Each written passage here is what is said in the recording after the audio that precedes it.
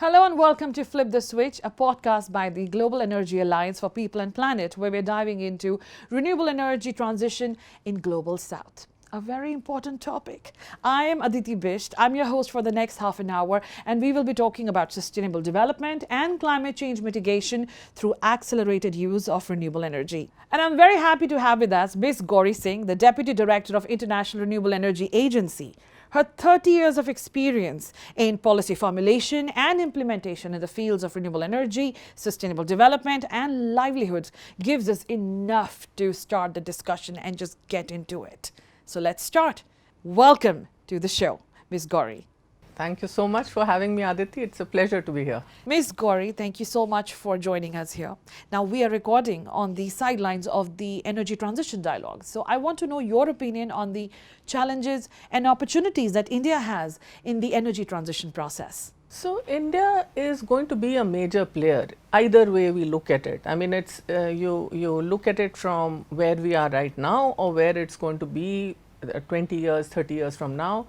There's no question about it. It's going to be a major factor in the way the global entities will come together to do the energy transition. So there's no doubt in anyone's mind on this. I think India has already shown its commitment to renewable energy and to the energy transition.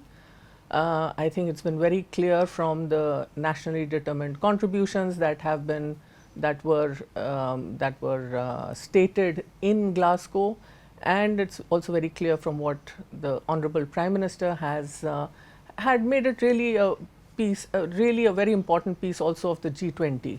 So in fact, I do want to say that with the G20 coming out with a statement, a leader statement that talks about tripling of renewables and doubling of energy efficiency, clearly there's a very clear roadmap which India wants to travel on, and not without reason, because it's not just about emissions, but it's about also giving its own citizens much better life in terms of the kind of environment that our grandchildren will inherit.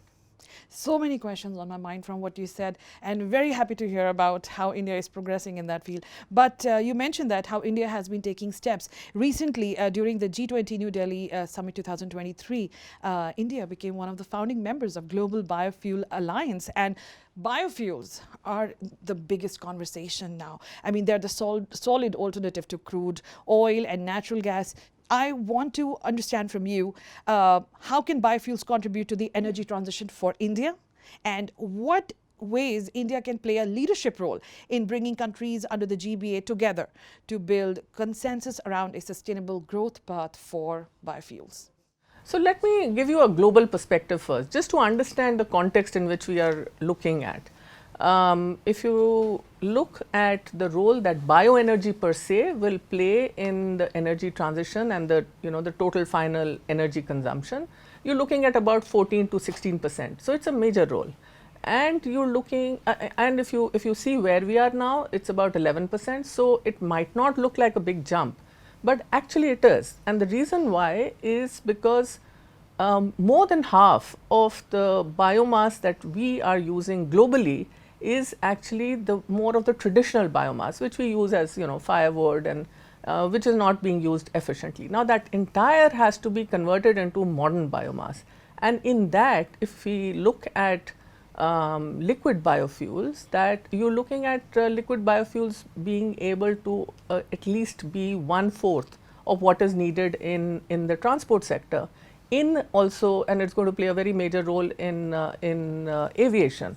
So if you're looking at India per se, because India has gone very strongly with the blending in petrol, and coming from a country which imports 85% of its energy needs, it's going to play a very significant role in import substitution. But much more than that, where does the biomass that we need actually grow? It grows in our rural countryside, and therefore there is an immense possibility of India getting not just the technology and the frugal engineering around it right, but also getting creating a value chain which brings in employment to India in large numbers, and I think that's the big potential that it has. I'm glad you talk about bringing in the potential for jobs as well, because you have also worked in creating livelihoods. You have been helpful. You created livelihoods with the help of renewable energy for the artisans in Madhya Pradesh. You've done that. So how do you think will this energy transition be able to empower women and the youth of the country? I think there's a huge scope in being able to get the supply chain of biomass in order. Yeah. Right now, we know sitting in Delhi at this time about what's happening in Punjab, and everyone talks about the Parali issue, and so a whole issue around that is how do you actually create those kind of supply chains that can bring the stock of biomass from the villages to those centers of making it into a commodity that can add value. Yeah. And I think that is the piece that if we can look at decentralized way of doing this, then you're creating more jobs, you're creating better employment at the grassroots level, and you're also bringing value to important renewable resource, which is biomass. Ms. Gauri, India is still, I mean, at least we consider ourselves among the leaders of the global south. But global south is a heterogeneous group of countries. They have different developmental goals, and of course, they also have differences in their market size and investment risks as well. So how do you think will partnerships amongst the countries of the global south balance their development aspirations and pursuit for economic growth as they transition, to sustainable energy systems? One of the things I am fairly convinced with this global biofuels alliance coming in play, one of the things that will happen is that we will see the global south and some of the emerging economies, because we already know Brazil is very big in this, yes, and India is on the road of becoming a big player, is that we will have technologies that are more customized to, and even cost wise, they will be much more budget friendly than what you would get from taking it from the developed countries. So which means that already with technology, with the frugal engineering, the kind of potential that India has, I think it will bring the cost of technology down, and the business models that are likely to come in place to provide some order to the supply chain side of biomass, those are going to be very important innovations that all countries in the global south can benefit from. So it's not just about the size, but it's about being able to relate to to the conditions, because what might be happening in say some districts of Odisha, there might be a lot of takeaway for some countries in Africa, for example. So you have so many geographies all within the country and very different stages of development. Yes. So there can be, in my view, many takeaways that can come in to help the global south also piggyback on this huge, it's really a big initiative. You're talking that India has a huge potential for it, but are there any constraints regarding the deployment of renewable energy in India? And what do you think about the affordability of renewable energy options in India? And why has it been given as the only option without suggesting alternative energy options? See, renewable energy today is without doubt the cheapest form of energy. So in electricity, if you're talking about getting a unit of electricity at 2.5 rupees, it's just about the cheapest you can get for deploying for electricity generation. And if you're looking at how this has come to be, it has come to be also because the technologies became cheaper, the deployment became very huge, and when you are getting into a stage when the G20 has agreed to triple renewables, then you will see the cost of technology come down, you will see more economies of scale coming into place, and very innovative business models happening. So it's I think because in the energy transitions, I mean, every country will obviously be at a very different stage, so they will take their own pathway. But overall, renewable energy is going to be about 77% of the total final energy consumption in 2050, which is why renewables has to become very important. I think when you say alternate, then you probably mean nuclear and others. Yeah. So, well, there's room for that as well. No one's saying that. But, you know, the gestation period of nuclear is much, much more than putting out. If you want to put out 1,000, which is a 1 gigawatt solar plant, you take about 2 years. But that's not the case with nuclear. So, you know, there will be different pieces in the energy mix, but clearly the dominating factor will be renewables. So, ma'am, my question now is about International Renewable Energy Agency. What role are they going to play? How pivotal are they going to be for the Global Biofuel Alliance? What role are they going to be playing? See, I have to say that as per our analysis, as per the analysis that we've done at IRENA, we have seen that not enough investment has gone into biofuels. Not enough investment has gone into bioenergy. And there is going to be a major chunk in the total final energy consumption that we want to see of coming from bioenergy. Now, I think at IRENA, we clearly understand that this is going to be, it's a kind of an underdog, so to say, because not enough, when you look at solar and wind, then obviously this doesn't get the same kind of importance. And solar and wind will play their part, because variable renewable energy coming from solar and wind will of course play its part. But that's not to say that bioenergy and biofuels do not have to be part of the mix and should not get the kind of attention that they need. From IRENA's perspective, I think this for us, this is an extremely valuable initiative that has been launched. We have member countries, we have 170 member countries. So, you know, we have much of a global membership, and for us to be able to, you know, partner in some initiative which has this kind of a global reach and with the focus on Global South becomes extremely important.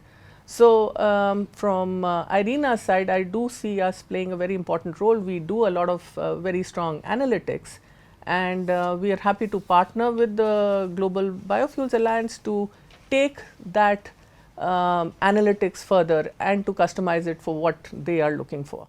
Ma'am, I have to ask you a question about harnessing renewable energy in India. How can renewable energy be harnessed to address the energy access in India? So, in India, you know, it's a slightly different situation that we are now in. You know, if you were talking to me 5 years before this, I would have probably said that renewables can play a very big role in making sure that there's electrification into every household. But, you know, that's a challenge that India has been able to deliver on and to address.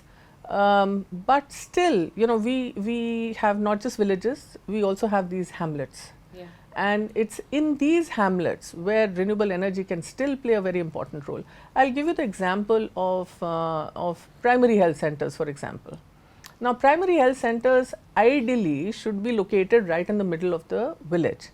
However, when you look at how the land is distributed, the government land might actually be at a periphery, which then means that, you know, this primary health center will be outside the village and may not be able to get the kind of supply, you know, energy and electricity supply that you want. These are still places where renewable energy can play a very major role in making sure that our vaccine cold chains are maintained. There's a backup energy if, you know, for some reason the electricity is not regular. And that's where I think, you know, that's the kind of a role of decentralized renewables that we still think is important in India. You know, there's so many people when they get a break from their work, from their city life, they travel back to the villages they come from, and they just go like, oh, so much has changed. I do hope that, you know, when they next time say it, they understand what are those changes and what caused those changes, and what is happening behind the scene. You mentioned how you could not have said, you know, you could not have predicted 5 years back, like the changes that happen. And I'm glad you said that. Very often when we go for job interviews, there's one question that people dread: where do you see yourself in 5 years? So if I put that question to you in terms of biofuels, where would you like to see it in next 5 years? So I would, there's a very strong commitment from the government in terms of blending. So there's no doubt that, that's the direction we are going to travel on. But I do hope that, the markets, the mandis, it's the mandis really that need to become organized around biomass. There needs to be value imparted to being able to collect the biomass from the villages, from the farms, and taking them for to become a resource of value for biofuels, for biomass energy. And I hope that for me is extremely important, because that will really change the way one looks at a resource that otherwise would get burnt, or looks at something which is not of value, but it has a huge employment potential, and it also has a great takeaway for the global south. So I do hope that's something that happens, but I also hope that India is able to come up with innovative engineering, frugal engineering, to bring the cost of technology down, and that itself will be a great contribution to this initiative, that's the Global Biofuels Alliance. Now my last question to you. All the changes that you've mentioned so far, all the initiatives that they've been done by the government. There are agencies at work. There are multilateral, bilateral, many bodies are at work. What can be done at an individual level? How can people contribute to it so that, we feel like we're a part of it, like we feel proud when it comes to fruition? I think if we just give a lot of importance and attention to how we are consuming energy, I think that's a very critical thing, because a lot of what will happen in the energy transition is also going to be how we can make the behavioral changes that are needed.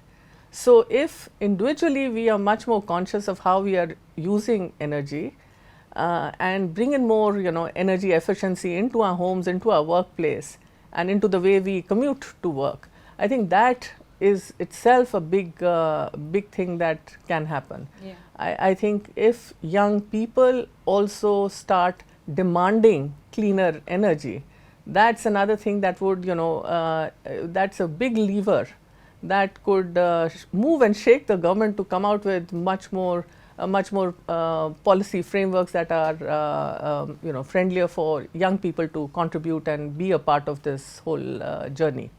Thank you so much, Ms. Gauri, for joining us on this podcast and sharing your valuable insights on accelerating renewable energy adoption in country. Thank you for so much, Aditi. Thank you. And thank you everybody for tuning into this podcast.